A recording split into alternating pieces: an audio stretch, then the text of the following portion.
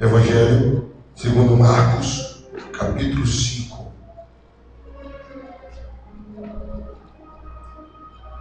Evangelho segundo Marcos, capítulo 5.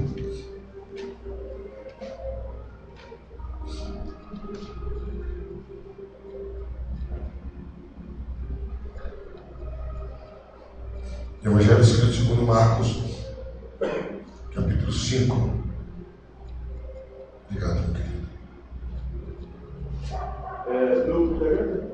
Evangelho de Marcos, capítulo 5.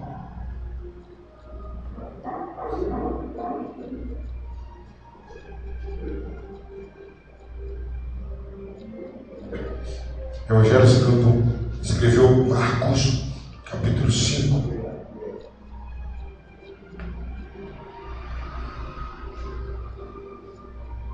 Marcos capítulo 5 diz assim: quando Jesus desembarcou, um homem com espírito imundo veio dos sepulcros ao seu encontro. Esse homem vivia nos sepulcros, ninguém conseguia prendê-lo, nem mesmo concorrentes, pois muitas vezes lhe haviam sido acorrentados pés e mãos. Mas ele arrebentara as correntes e quebrara os ferros dos seus pés. Ninguém era suficientemente forte para dominá-lo. Noite e dia ele andava gritando, cortando-se com pedras entre os sepulcros e nas colinas. Quando ele viu Jesus de longe, correu, prostrou-se diante dele. Agora, queridos, vamos lá para o versículo 15. Versículo 15, Marcos 5, versículo 15. Marcos 5, versículo 15.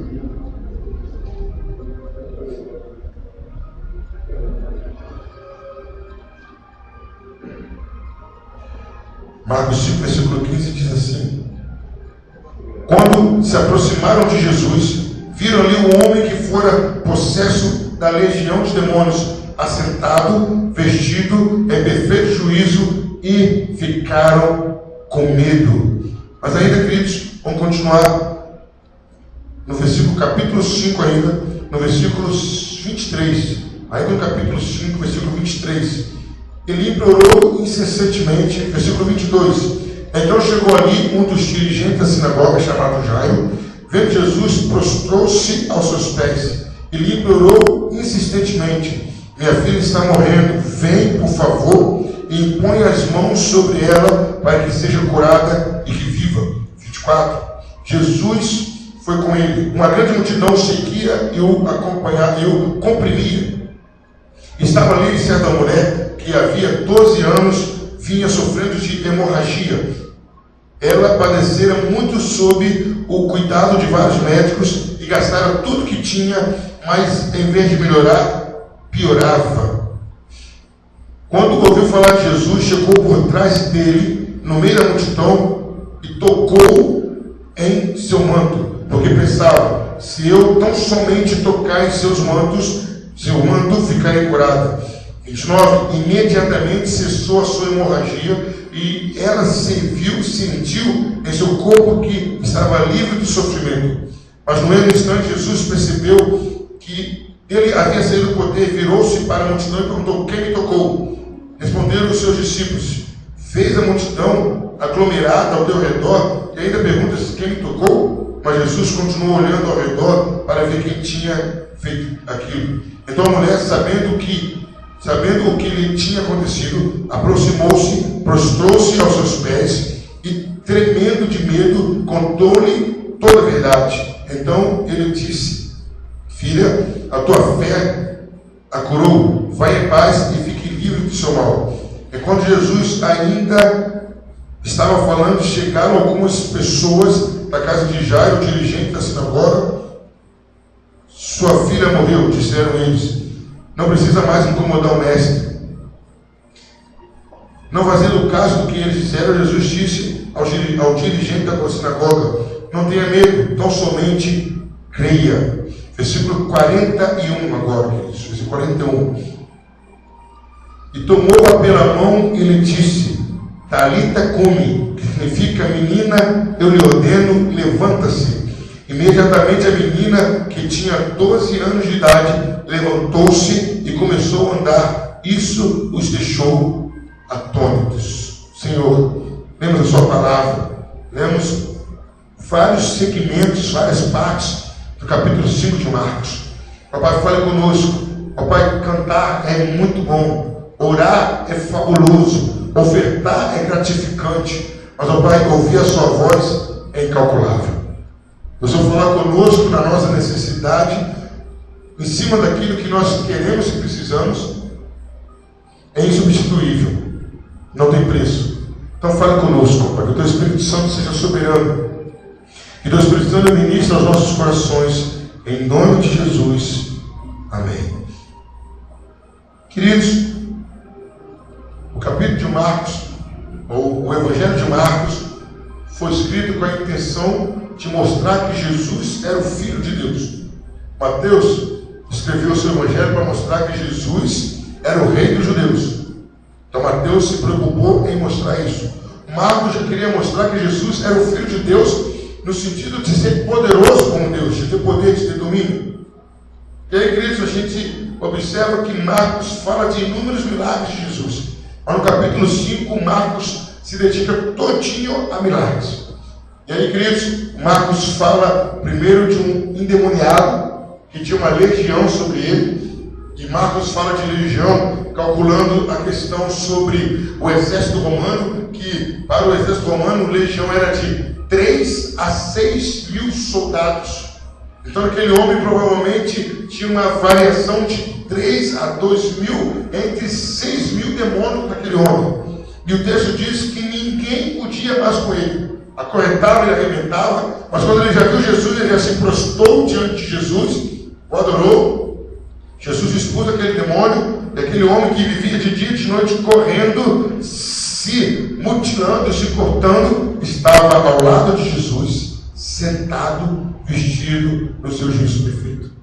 Jesus acaba de dispensar aquele homem, aquele ex-endemoniado, queria andar com Jesus. Jesus falou: não anda comigo não, vai lá e avise as cidades o que eu fiz por você. Já chega um dirigente de uma sinagoga, um dirigente aonde os judeus se reuniam, Jairo, um dos principais. Fala: Jesus, por favor, vamos na minha casa que minha filha está morrendo. E para a surpresa daquele homem, Jesus falou: eu vou com você. Por que surpresa? Queridos, os evangelhos mostram que as maiores oposições de Jesus, ou podemos dizer que as únicas oposições de Jesus na terra, eram os homens que dirigiam a sinagoga. Mas Jairo, conhecendo quem era Jesus, ouviu falar quem era Jesus, ele esquece todas as burocracias, todas as formalidades e vai até Jesus e fala: olha, minha filha está morrendo, eu preciso soar na minha casa. Jesus fala: eu vou com você, Jairo. E no caminho, Jesus indo, a multidão acompanhando Jesus, e uma mulher ouve falar de Jesus e chega à seguinte conclusão: se eu tocar em Jesus, eu vou ser curado desse mal. Que mal que era aquela? A mulher sofria de uma hemorragia há 12 anos. Há 12 anos a mulher sofria de hemorragia. E a Bíblia diz, Marcos fala, que ela já tinha ido nos médicos, gastado o que tinha, segundo Lucas também fala isso, o evangelista Lucas também fala isso, gastado o que tinha e só piorando. A mulher fala: se eu tocar em Jesus, eu vou ser curado. E a mulher passa no meio da multidão, consegue, ela toca na roupa de Jesus, ela nem chega a tocar no corpo de Jesus, na mão, no rosto, nada, ela toca na roupa de Jesus. E a Bíblia diz que a hemorragia se estancou na hora. A mulher até se sentiu diferente, ela sentiu que aquele mal que a acompanhava há 12 anos pararam. E a roupa acabou. Quando ela pensou, a roupa foi embora, Jesus para e fala: alguém me tocou. Os apóstolos falam: Jesus, o Senhor está cercada, a multidão chega até te sufocar, o Senhor fala que alguém me tocou. Eu falo: alguém me tocou diferente, porque de mim saiu poder, de mim saiu virtude. E a mulher percebeu que não tinha como se ocultar, falou: fui eu que toquei. E ela conta a história, Jesus fala: pode ir, você está salvo, está curada do seu mal.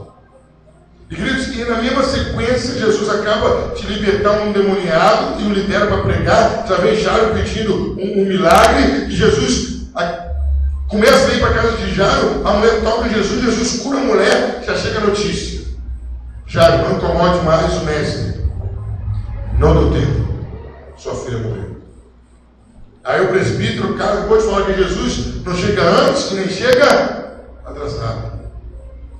Quando chega aquela notícia, talvez o coração tijar e fala, aquela mulher também, que aquela mulher tinha que ser curada aqui, que Jesus tinha que parar para ouvir aquela mulher. Jesus fala, Jairo, não se preocupe, só creia, vamos lá. E quando Jesus chega no local, ele olha para a menina e fala, ela não morreu, ela já dorme. As pessoas no local começaram a rir e falaram, esse homem está louco, essa menina morreu. Jesus manda todo mundo sair da casa, do quarto.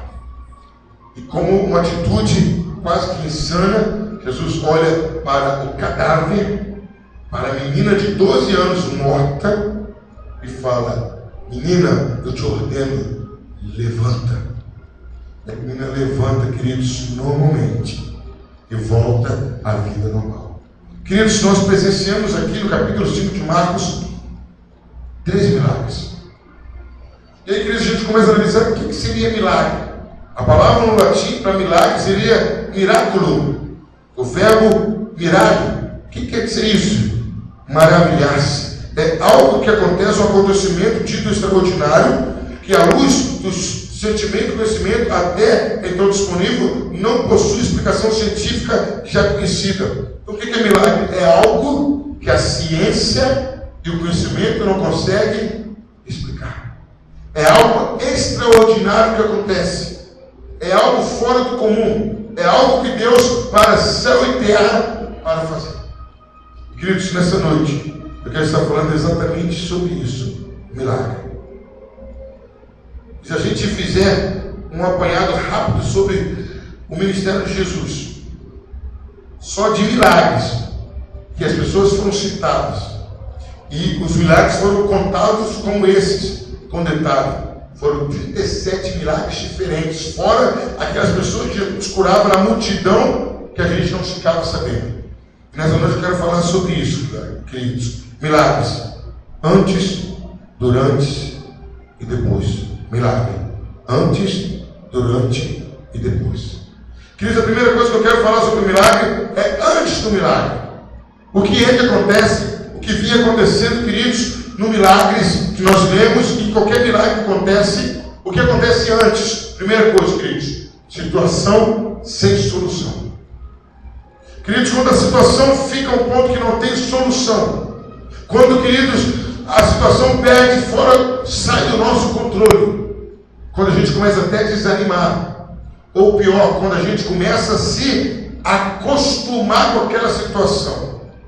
É isso que vem antes do milagre. O milagre só vem depois disso. Quando nós cansamos, quando nós nos desanimamos, quando nós até nos conformamos. Que as pessoas daquela cidade, daquelas cidadelas, já tinham se conformado como aquele endemoniado. Talvez se alguém fosse visitá-los, que isso? Que gritaria é essa? Ah, não, é um maluco que fica gritando. Mas ninguém vai fazer nada, não, é assim mesmo. Já chamamos as autoridades, não tem jeito. Aquela mulher já estava desesperada, havia gastado dinheiro com os médicos e não conseguiu sucesso nenhum. E Jairo, numa atitude de desespero, o que é que o ser humano pode fazer diante da morte? Imagina você ver a sua filha, seu filho morrendo. Você vê um ente querido seu partindo. Não tem o que você fazer. Queridos, o milagre é precedido por situações de angústia, de tristeza, de desespero. Mas, queridos, aí agora vem um mistério. O milagre não acontece aonde ele é esperado, onde ele é necessitado. O milagre não acontece aonde ele precisa acontecer. Não, pastor. O milagre não acontece aonde há desespero. O milagre acontece aonde ele é esperado. Aquelas pessoas receberam o milagre porque elas resolveram tirar os olhos do problema, tirar os olhos da dificuldade e olhar para quem podia solucionar. O milagre acontece aonde ele é esperado. E meu querido, eu quero dizer para você, se nessa noite você esperar pelo milagre, ele vai acontecer. Se essa semana você começar a falar, o meu milagre vai acontecer, o meu milagre vai acontecer, Senhor Jesus, eu estou esperando o meu milagre, eu estou aguardando o meu milagre, ele vai acontecer, e o seu milagre vai acontecer. Queridos, muitas vezes nós nos acomodamos com a situação que vivemos. Muitas vezes nós começamos a medir, a mensurar o tamanho do problema. Começamos a olhar o tamanho da dificuldade. Esquecemos que o nosso Deus é muito maior. Esquecemos, queridos, que o tamanho do problema não chega perto do tamanho da mão de Deus. E a gente se acomoda. E a gente começa a aceitar, a gente começa até a associar a Deus que aquele mal foi colocado por Deus. E não oramos, e não buscamos, e não lutamos. Queridos, se aquela mulher não fosse atrás de Jesus. Queridos, se Jairo não fosse atrás de Jesus. Queridos, se Bartimeu não gritasse por Jesus. Queridos, se aquela mulher que não era de Israel, aquela mulher grega, se ela não fosse atrás de Jesus e não se humilhasse, aquele mal teria destruído a família, aquele mal continuaria na família, Bartimeu continuaria cego. Queridos, o que vem antes do milagre? Alguém precisa, alguém necessita, a situação está fora de controle, mas sabe o que vem antes do milagre? A esperança que o milagre vai acontecer.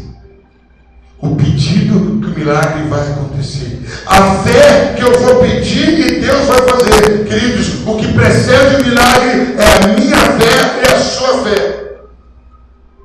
O milagre acontece mediante a nossa fé, mediante a nossa declaração. Que eu falo, eu creio. É como João fala no capítulo 25, versículo 19. Fala, porque eu sei que o meu Redentor vive e um dia se levantará sobre mim. João fala, eu sei que essa situação não vai continuar para sempre.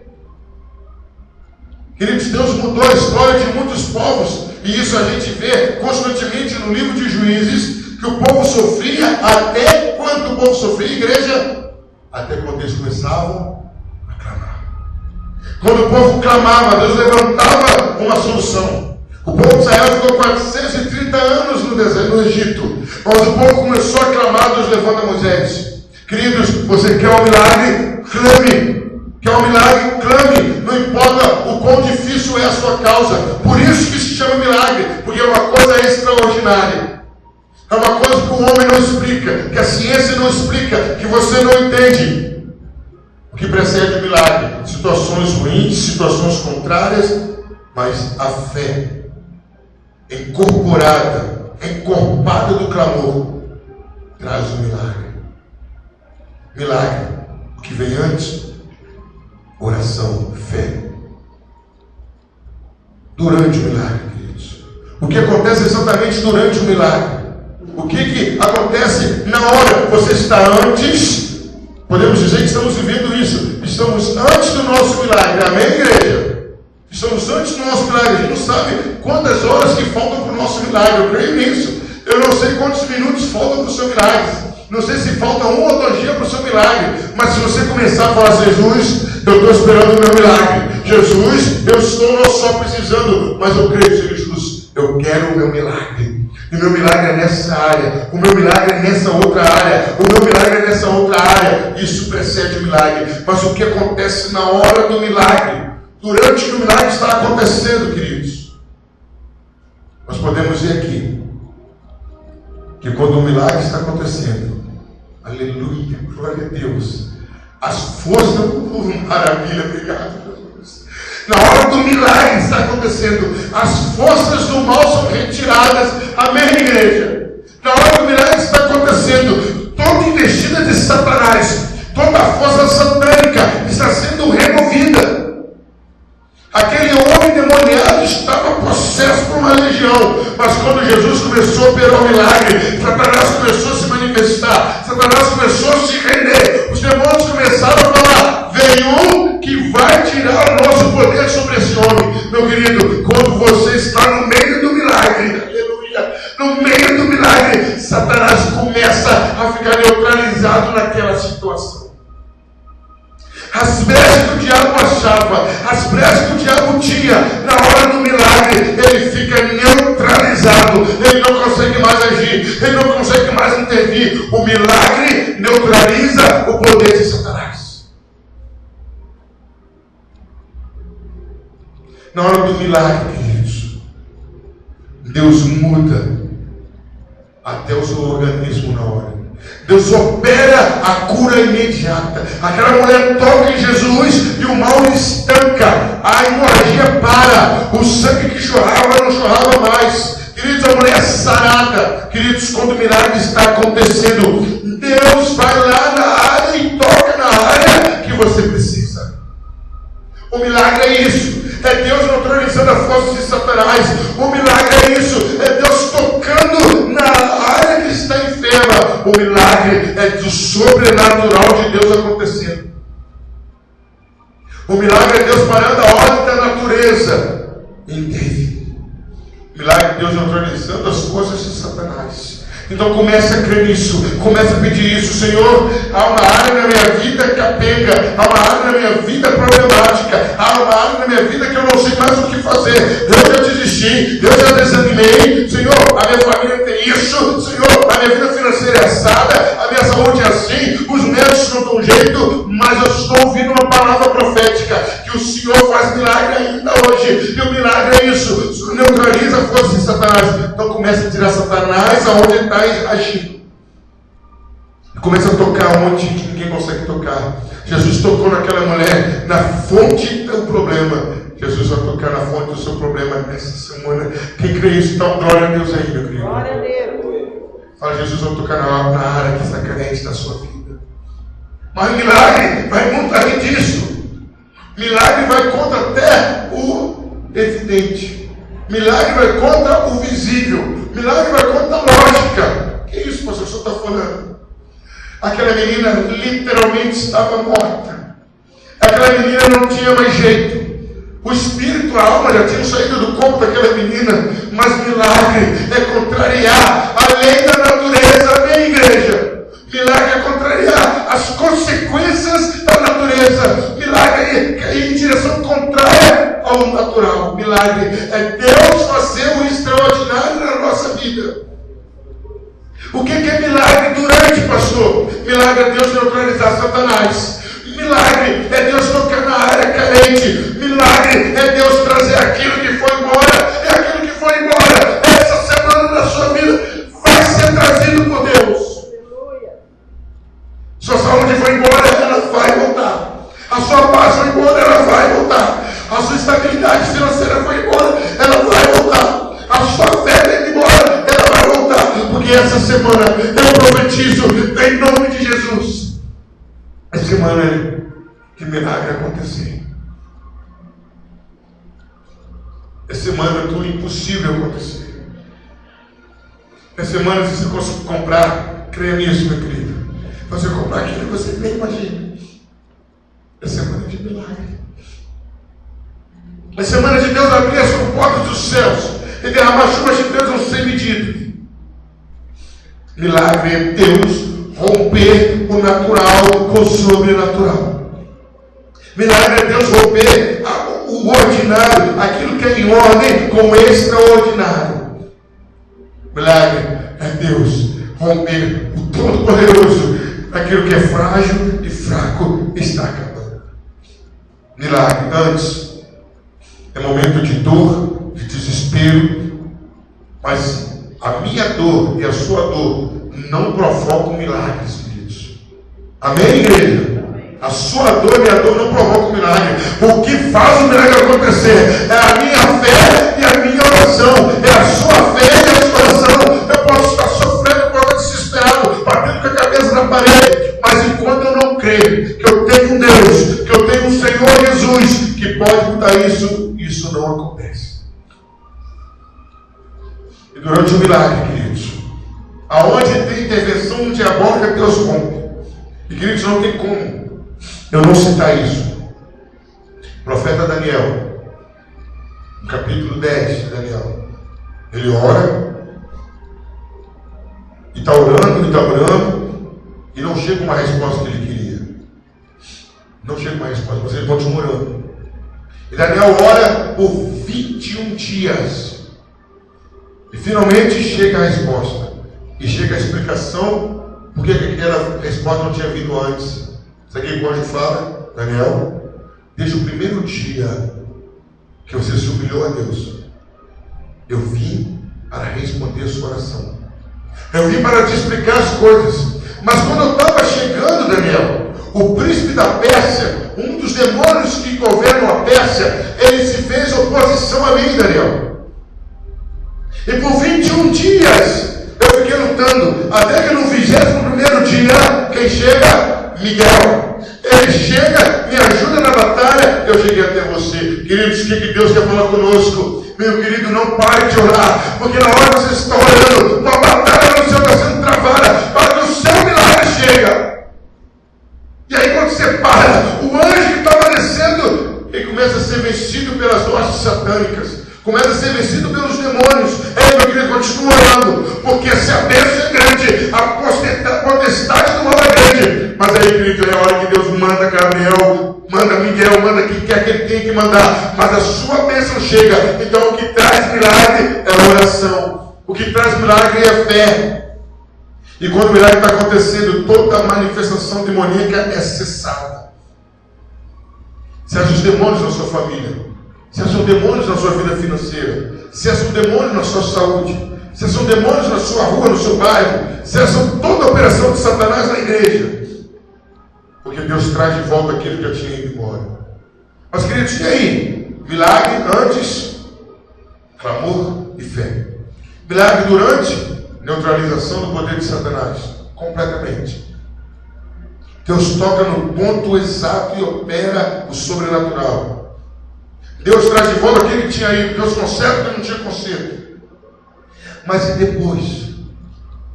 E depois? O que acontecia depois de Jesus nascer milagre? Aí, queridos, nós estamos vendo aqui 3 milagres em Marcos capítulo 5.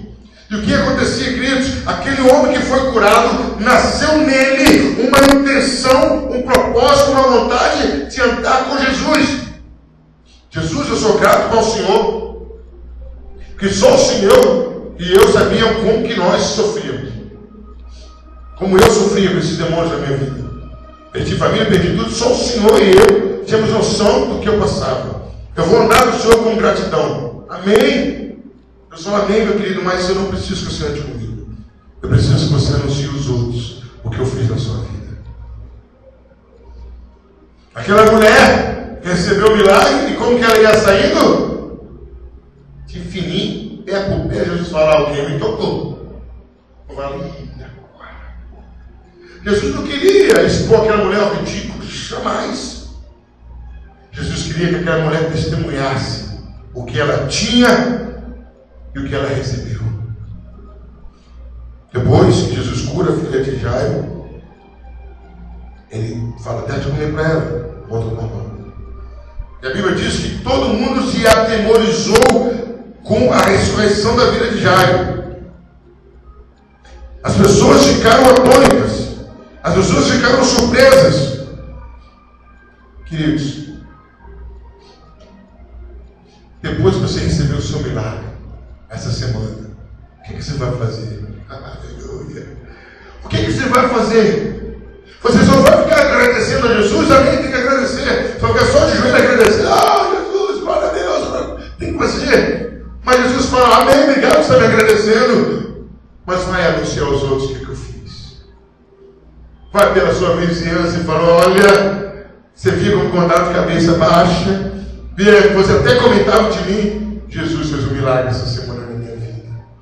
Ele mudou a minha história. Ele mudou a minha vida.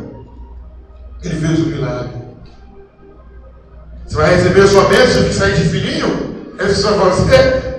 Não, ele fala, conte para todo mundo que você tocou em Jesus e foi curado do seu mal. Faça como Jesus mandou Jairo fazer. Volta a dar comida à sua filha. Mas o ato, queridos, imagina, queridos, a cena, imagina comigo. Me empresta a sua imaginação. Estava todo mundo na casa de Jairo. Quando morre os outros em casa, lota, né? Isso até hoje. Estava todo mundo na casa de Jairo. Nós já morremos, não tem jeito não. Aí entra Jesus, manda todo mundo sair do quarto. Sai todo mundo do quarto. Jesus não fazia escândalo para fazer milagre? Fazia? Não, Jesus não fazia escândalo.